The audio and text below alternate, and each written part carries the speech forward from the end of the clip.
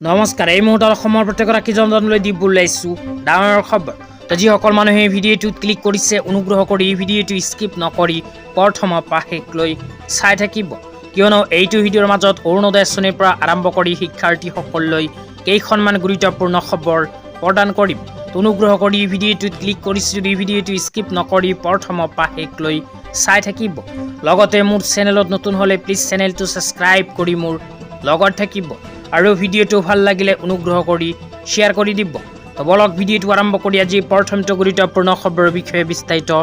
জানি লওঁ তো আজি প্ৰথমটো গুৰুত্বপূৰ্ণ খবৰ হ'ল শিক্ষাৰ্থীসকলৰ বাবে তো শিক্ষাৰ্থীসকলৰ বাবে অসম চৰকাৰে আৰম্ভ কৰিছে এক বিশেষ আঁচনি আঁচনিখনৰ নাম হ'ল প্ৰেৰণা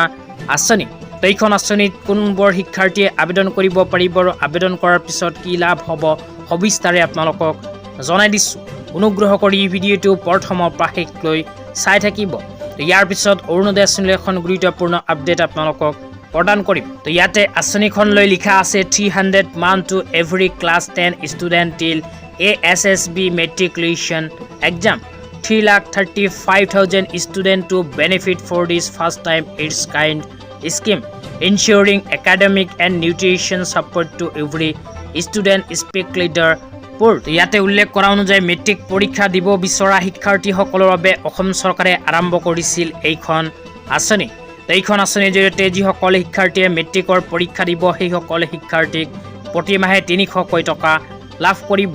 তো যিসকল শিক্ষাৰ্থীয়ে আবেদন কৰিছিল সেইসকল শিক্ষাৰ্থীয়ে এইখন আঁচনি লাভ ইতিমধ্যে লাভ কৰিছে আৰু যিসকল শিক্ষাৰ্থীয়ে নতুনকৈ আগন্তুক সময়ত মেট্ৰিক পৰীক্ষা দিব সেইসকল শিক্ষাৰ্থীয়েও নতুনকৈ কৰিব পাৰিব এইখন আঁচনিত আবেদন তেতিয়া আপোনালোকক দিব ওলাইছে আজি দ্বিতীয়টো খুবেই গুৰুত্বপূৰ্ণ খবৰ তো অনুগ্ৰহ কৰি ভিডিঅ'টো প্ৰথমৰ পৰা শেষলৈ চাই থাকিব আজিৰ দ্বিতীয়টো গুৰুত্বপূৰ্ণ খবৰ হ'ল অৰুণোদয় আঁচনিলৈ তো যিসকল মহিলাই অৰুণোদয় আঁচনিত আবেদন কৰিছিল সেইসকল মহিলাৰ বেংক একাউণ্টত সোমাব